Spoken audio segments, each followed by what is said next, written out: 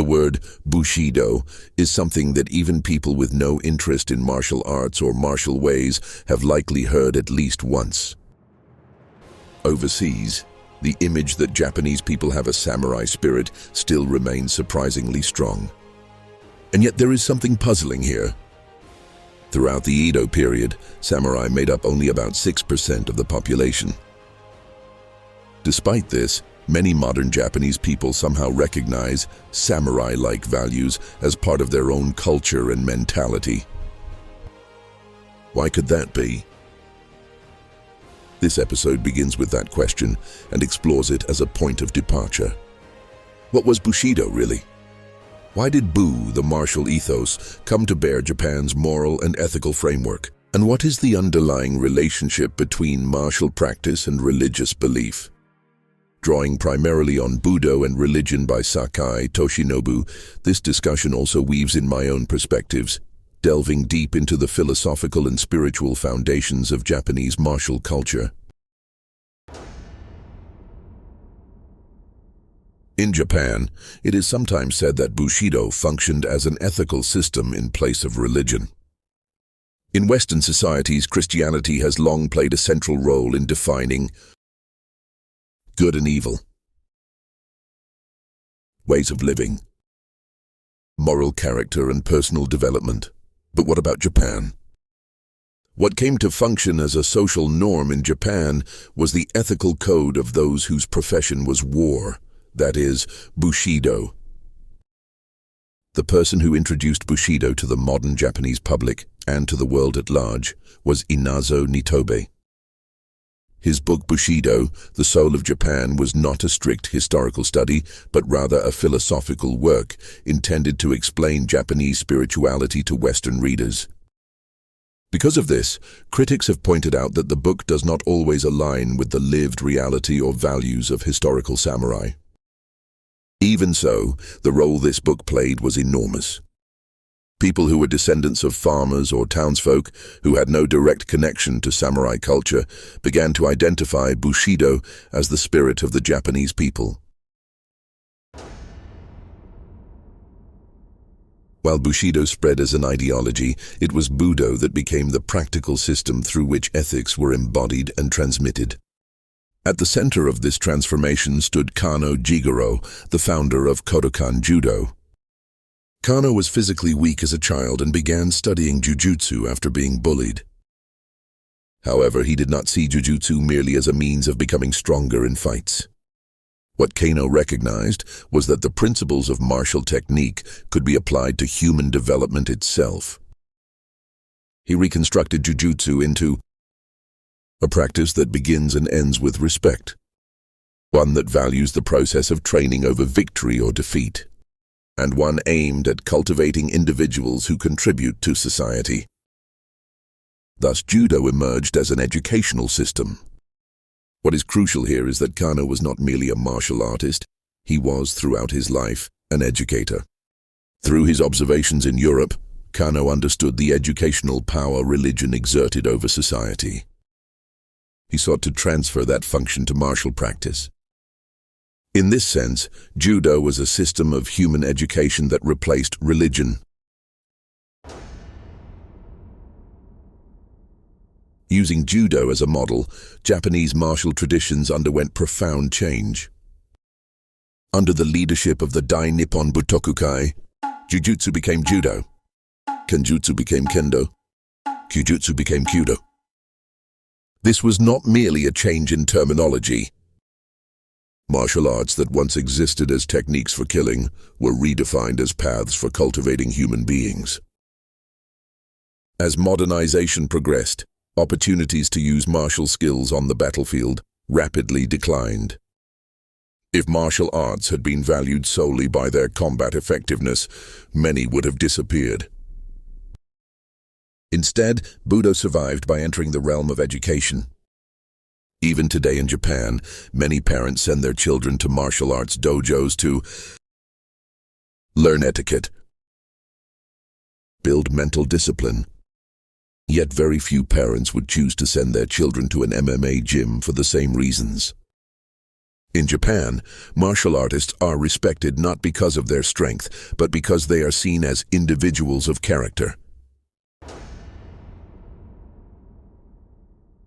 Why, then, was martial culture able to function as a substitute for religion in Japan? The answer lies in the fact that martial practice was deeply intertwined with faith from the very beginning. At the core of Japanese martial tradition, both past and present, stands the sword. Jujutsu existed to supplement swordsmanship, and far more schools of swordsmanship emerged than those of spear or naginata. The sword, which came to occupy a central place in Myoo, the martial ethos, was gradually absorbed into systems of belief, starting from the stage of folk religion that predated institutionalized religions, and in the process acquired a spiritual dimension. The concept of Kenzen Ichinyo, the unity of sword and Zen, is a symbolic example of this fusion between the sword and Zen. Zen teaches the state of Mushin, acting without conscious thought. In samurai combat, even a momentary lapse in judgment or the slightest delay caused by conscious thinking could be fatal. For this reason, Zen, cultivated as a discipline of not thinking, may have been particularly well suited to the realities of samurai warfare. What is particularly noteworthy is that in Japan, the sword was not originally emphasized as a weapon for combat. During the Yayoi period, when metal implements were introduced, the sword was valued less as an everyday weapon and more within the extraordinary realm of religious belief. Archaeological findings support this view. Large bronze swords lacking practical functionality have been discovered buried as ritual offerings, confirming that swords were used as ceremonial objects. Shinto, Japan's foundational belief system, has no specific founder or formal doctrine. It is a form of folk religion that emerged from reverence for nature and ancestral spirits. Within this belief system, the sword came to be regarded as an object endowed with magical power to ward off evil. Long before martial practice later assumed a role in human and moral education, Japanese culture had already accumulated a worldview in which religious belief and the symbolism of the sword were deeply intertwined. Even in Kojiki and Nihon Shoki, scenes where swords actively slay enemies are surprisingly rare. In the legend of Yamato Takeru, the Kusanagi sword resolves the situation before it is ever swung. The sword is portrayed not as a weapon, but as a vessel of spiritual power. Atta Shrine, where the Kusanagi sword is enshrined as a sacred object, stands as a powerful symbol of this belief. The sword functions as a symbol that makes the divine visible, representing one of the most complete expressions of sword philosophy in Japan. In Japanese mythology, the essence of the sword lies not so much in its power to cut, but in its capacity to house the divine. Before it was regarded as a weapon, the sword was positioned as an object of faith. The reason the sword could become a symbol of the gods lies in its unique nature. The origins of Japanese sword technology can be traced largely to ironworking and metalworking techniques introduced from ancient China and the Korean peninsula, which were then developed in a distinctly Japanese way. As a foreign metal object, the sword emitted a mysterious and profound brilliance to the Japanese people, while simultaneously embodying the danger of taking life. This duality of beauty and violence closely overlaps with the nature of Japanese deities, who possess both benevolent and destructive aspects. A clear example can be seen in the wind and thunder gods, Fujin and Raijin. At Kaminarimon Gate of Sensoji Temple in Asakusa, one of Tokyo's most famous tourist destinations, these two deities are enshrined. Raijin, who strikes lightning and was believed to cause fires in the capital, is depicted in the form of a demon as an embodiment of calamity. Fujin, likewise shown as a demon, was associated with disease, as illnesses were once thought to be carried into the capital by the wind. Yet Raijin also brings rain that nourishes crops, while Fujin disperses storm clouds and protects the city from fires caused by lightning. For this reason, despite their demonic appearance, both were revered as objects of worship. The double-edged sword was thus perfectly suited to symbolize the Japanese conception of the divine. In this way, the idea of the sword as a symbol of the gods became firmly established as the foundation of Japanese sword philosophy. Furthermore, sword thought deepened through its fusion not only with Shinto, but also with Buddhism. A prime example is the Sword of Wisdom wielded by Fudo Myoo. While the Kusanagi sword is a sacred blade rooted in Shinto belief, the sword of Fudo Myoo is grounded in a Buddhist worldview and occupies an extremely important position in the development of Japanese sword philosophy. A defining characteristic of Japan's ancient religious culture, often described as a world inhabited by countless kami, is its low degree of exclusivity. Buddhism was introduced to Japan in the 6th century, yet rather than displacing indigenous kami worship, it merged with it. By the Heian period, this fusion crystallized into a uniquely Japanese religious worldview known as Shinbutsu Shugo, the syncretism of kami and Buddhas. One of its most fully developed expressions is Shugendo. Shugendo is a religious tradition founded on Shinto-based mountain worship, combined with esoteric Buddhist thought transmitted by Saicho and Kukai. It regards mountains as a liminal otherworld inhabited by divine and spiritual beings, and its aim is to acquire spiritual power through severe ascetic training. Its legendary founder, Enno-gyoja, Enno-ozunu, is portrayed as a sorcerer capable of commanding oni, demons. In Japan, oni are traditionally seen as embodiments of overwhelming power and absolute evil, beings that bring about calamities and disasters. Enno-gyoja is said to possess the power not only to subdue such oni, but to reform and command them. Shugendo was not confined to ascetics alone. During the medieval period, it spread widely among the common people. The Fujiko, religious confraternities based on the belief that climbing Mount Fuji brings spiritual merit, can be regarded in a broad sense as an offshoot of Shugendo. This widespread acceptance reflects how a flexible religious outlook, one that loosely and ambiguously linked kami and Buddhas, resonated deeply with Japanese sensibilities. Within this current of syncretic belief, the sword came to be regarded as more than a mere weapon. It was positioned as a symbol embodying magical power and wisdom, and through the philosophy of Shugendo, it evolved into an object imbued with profound spirituality.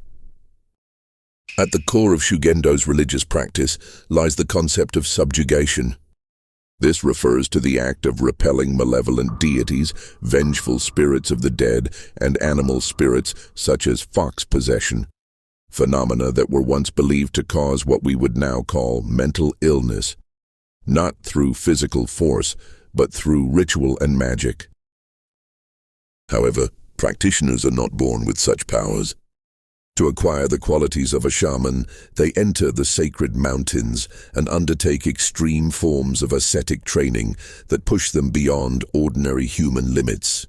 Symbolic practices include kaihogyo, endless circumambulation of mountain paths, sango, extended periods of seclusion without sleep, waterfall austerities, takigyo, and fire walking.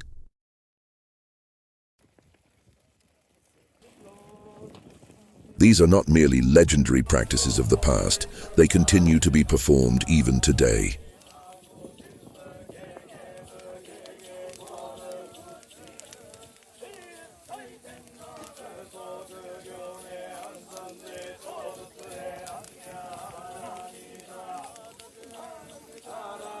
Takeda Sokaku, the reviver of Daito-ryu Aiki Jujutsu, was known as a Shugendo practitioner.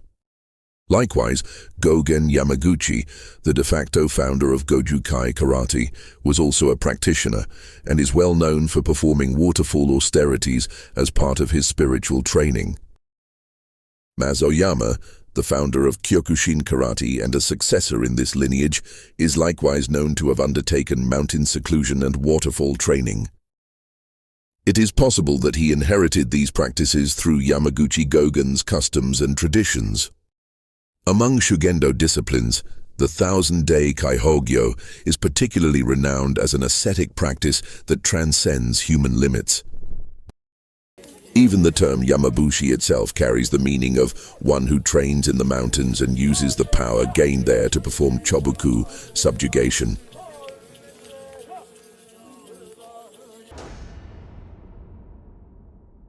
The foremost object of veneration for practitioners of Shugendo is Fudo Myoo. In its original form, mountain worship centered on the deities of the mountains themselves. However, with the development of Shinbutsu Shugo, the syncretism of Shinto and Buddhism, Fudo Myoo came to be established as the principal deity of Shugendo. In the early Kamakura period collection of tales Ujishuei Monogatari, there is an episode describing how a monk, regarded as the founder of a Kaihogyo practice, united with Fudo Myoo during ascetic training at the Katsuragawa waterfall and ascended to heaven. This account suggests that from the late Heian through the Kamakura period, Fudo Myoo occupied a central position within Shugendo. He is depicted with a wrathful look, holding a demon-subduing sword in one hand and a rope, kensaku, in the other. The wisdom kings, Myoo, who derive from esoteric Buddhism of Chinese origin, are beings who subdue obstacles and hostile forces through supernatural power, and the very essence of Fudo Myoo likewise lies in this act of subjugation, chobuku. Devotion to Fudo Myoo was not confined to Shugendo, but spread widely throughout Japan. Despite his fearsome appearance, his popularity among the common people likely stems from his practical function as a remover of calamities, as well as from his affinity with Japan's indigenous, fierce deities, Araburu Kami. As a result, he became a Buddha deeply relatable to the Japanese mindset and secured a position as the principal deity of Shugendo. A fundamental premise of subjugation rituals performed by Shugendo practitioners is their unification with Fudo Myoo. They aim for a state in which, conceptually, the mind of the principal deity enters their own mind, and their own mind enters that of the deity. This idea is clearly expressed in the Yamabushi Mondo, dialogue of the mountain ascetic, conducted during the Goma fire ritual, a central rite of Shugendo. In this exchange, which tests one's qualification as a practitioner, definitions are confirmed such as: a Yamabushi is one who enters the mountains and subdues the enemy known as ignorance and worldly delusion. When asked, what is the keen sword worn at the waist? The required response is, it is the sword of wisdom of Fudo Myoo, which cuts through delusions and demonic hindrances. Here the sword is no longer a weapon, nor merely a magical implement. It is positioned as a symbol for severing one's inner delusions through unification with the Buddha. In this way, the concept of the sword in Shugendo becomes deeply intertwined with spiritual discipline, presenting one of the most fully developed forms of the Japanese view of the sword. The area enclosed on all sides by a rope is regarded as a sacred space, and strips of paper known as shide hang down at intervals along the rope. These are said to represent lightning, which is believed to drive away evil and impurity. A high-ranking ascetic leads the procession, holding a Gomato ritual sword in his hand.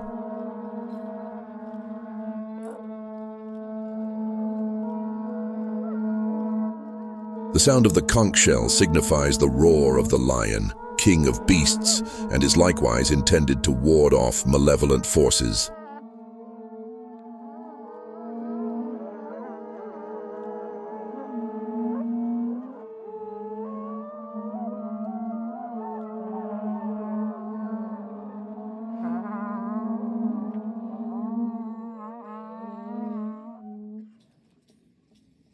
The sword known as the gomato, carried by Shugendo practitioners, is not regarded as a simple weapon, but is identical to the sword of wisdom wielded by Fudo Myoo himself.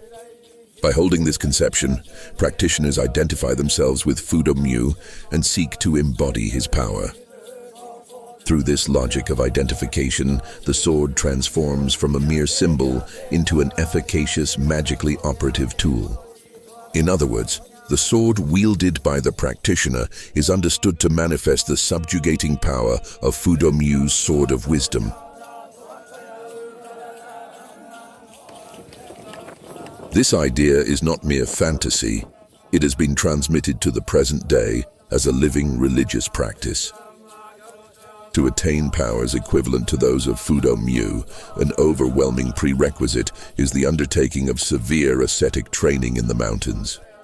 Not only external entities, such as vengeful spirits or evil demons, but also the delusions that lurk within the human heart, are seen as targets to be cut away by the sword of wisdom. What the practitioner cuts is not only others, but the self, one's own mind.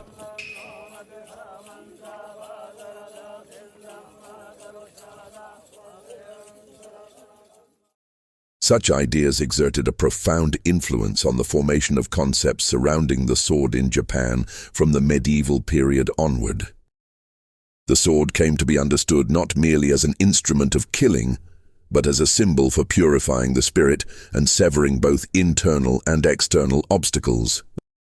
Viewed against this background, it can be said that Japanese Bu, martial ways, has from its very origins been imbued with a strong religious character.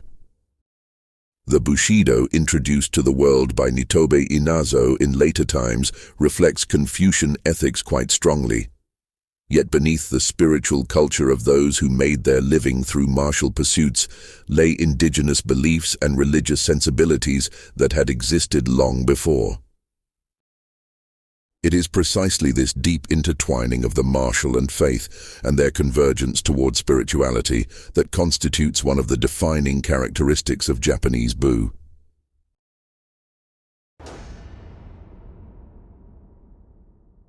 The connection between Japanese swordsmanship and Shugendo is vividly reflected not only in historical narratives, but also at the level of legend and iconography.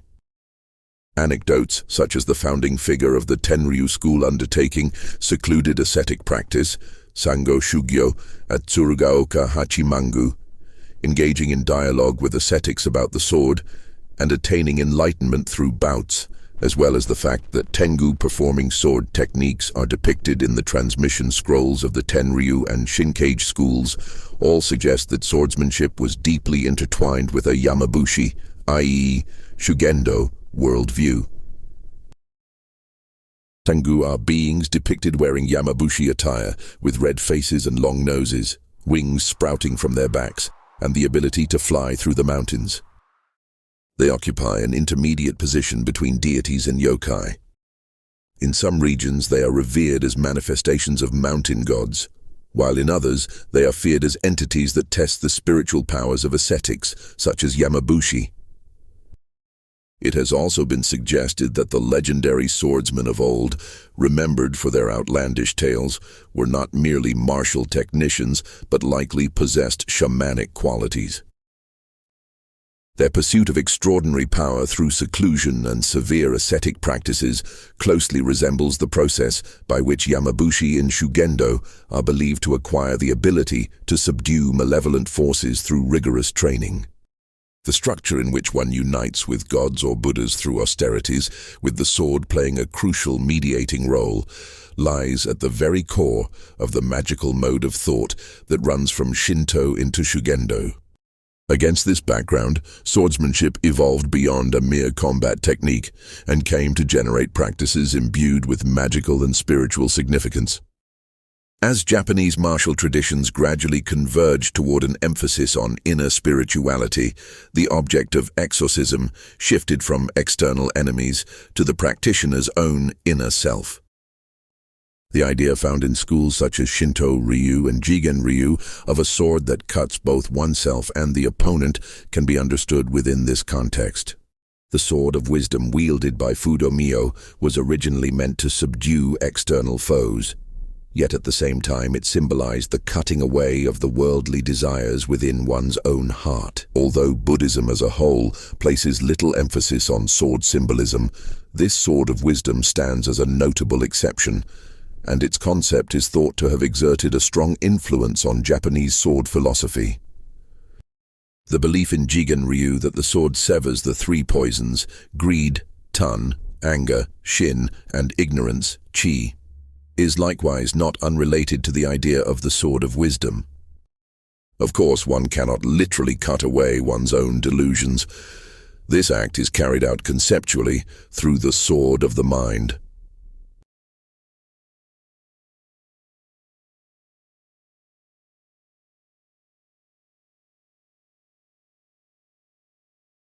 Such an idea is only possible within a distinctly Japanese belief system that regards the sword as a symbol of its wielder's inner self and further extends to interpretations of seppuku.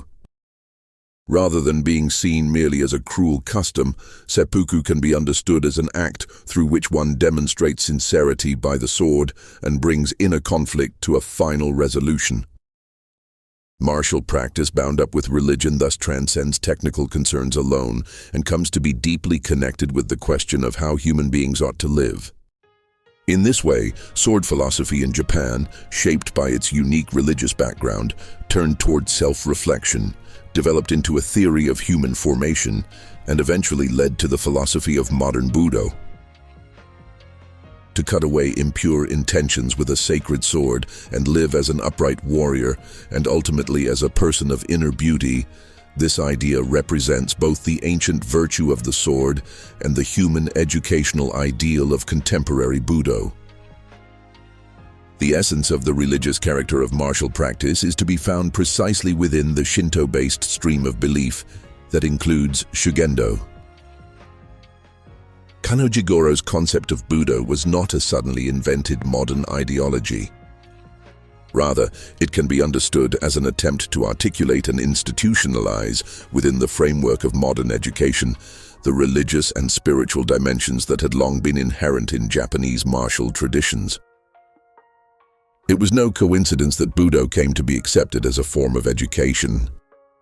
Japanese society already possessed a spiritual foundation capable of naturally embracing the idea of cultivating the human being through martial practice.